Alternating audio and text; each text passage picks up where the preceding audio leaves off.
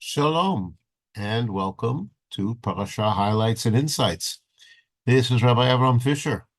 This week's Parsha is Vayechi, and it is the closing Parsha in the book of Bereshit, which has taken us from the creation of everything to the end of the life of Yosef, which will lead us subsequently into the slavery and persecution in Egypt and ultimately the exodus from Egypt. But of course, that will be in the next book, the book of Shemot. The Parasha of Vayechi, we might say, is divided up into 6 sections. In the first section, we are told that Yaakov is living in Egypt now. He lives there for 17 years, which means that he is now 147 years old, and he makes his son Yosef not only promise but swear that when Yaakov, will die, Yosef will see to it that Yaakov's body will be brought back to Canaan to be buried in the family burial plot in the cave of Machpelah, which is in Hebron. In the second part of the parasha, Yosef receives word that his father Yaakov is ill, and so Yosef takes his 2 sons, Menashe and Ephraim, and he brings them to their grandfather Yaakov to receive their blessings. Yaakov blesses Ephraim and Menashe.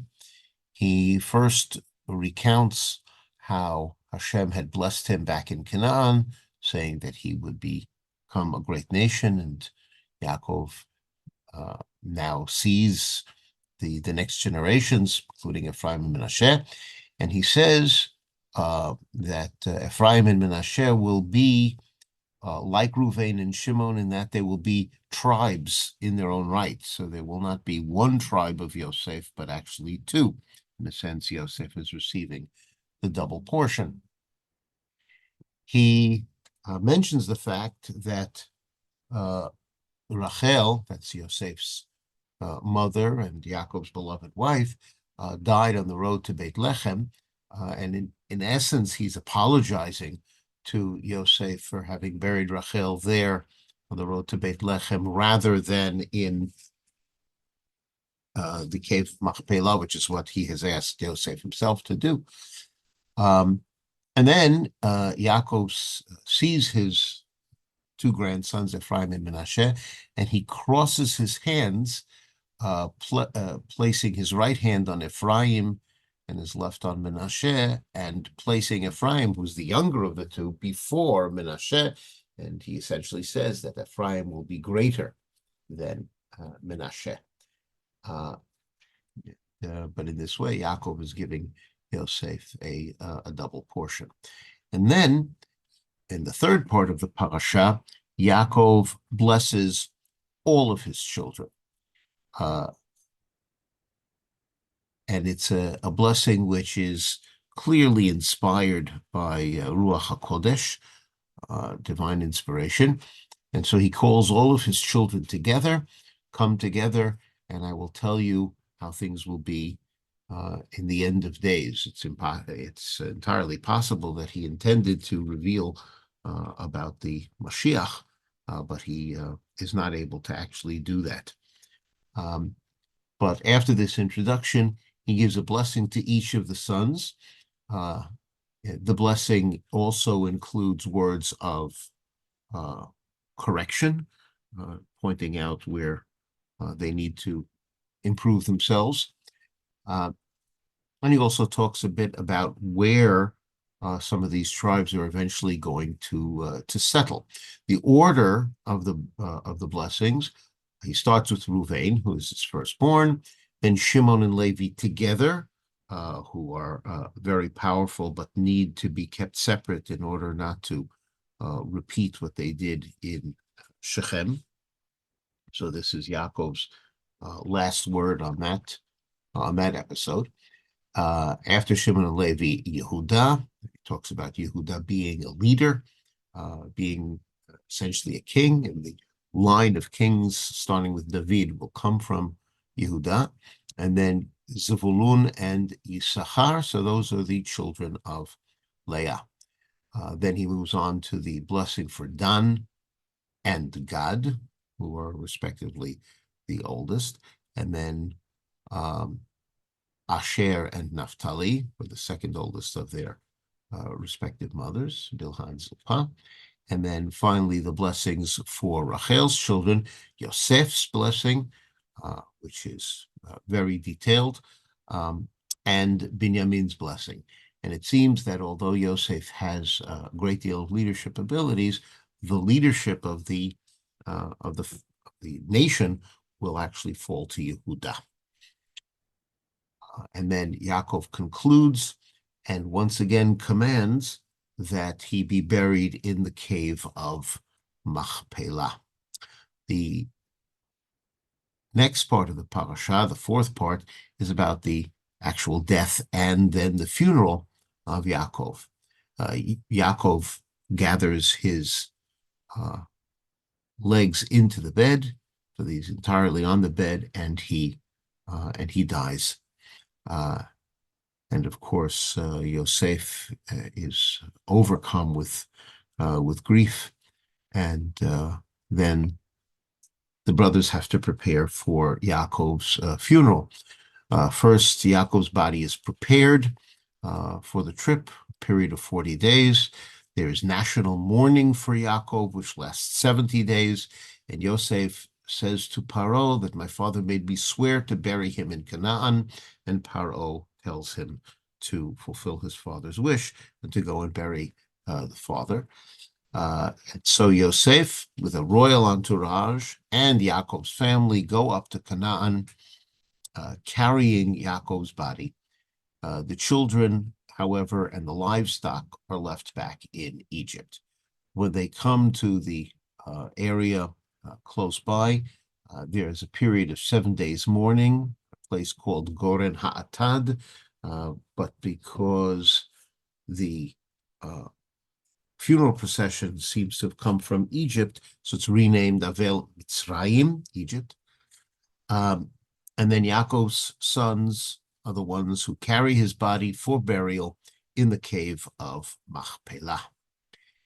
Then we have the fifth part of the parasha, when the family returns to Egypt, and the brothers seem to be afraid that now that Yaakov is no longer alive, Yosef will have his revenge upon them, and so they're afraid. And the brothers say, it's possible they fabricated this, that Father commanded you to forgive us. We present ourselves as your slaves, but Yosef says, I am not in God's place. This was all part of God's plan.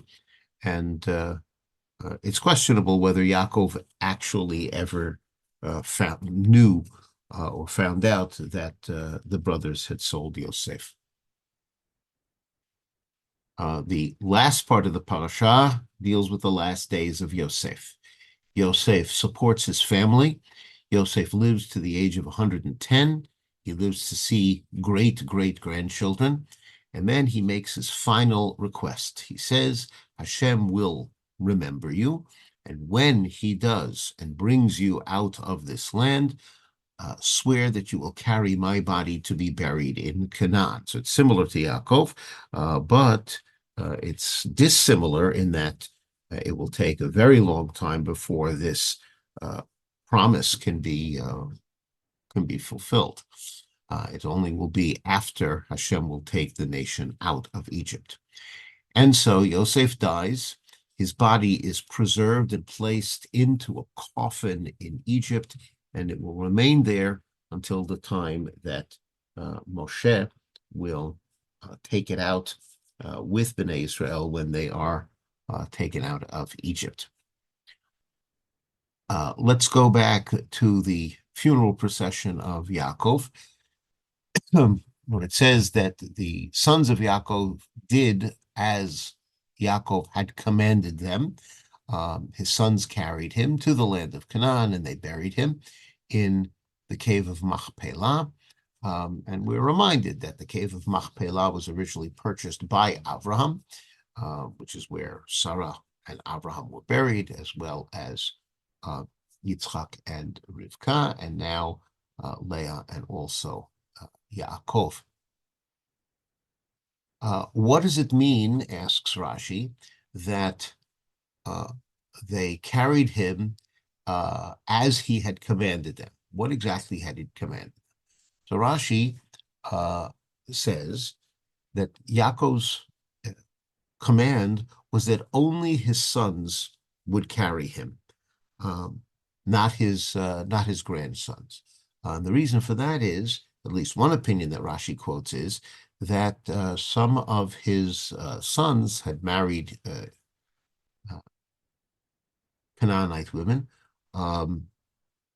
and therefore he wants only his sons to carry, not any of his grandchildren.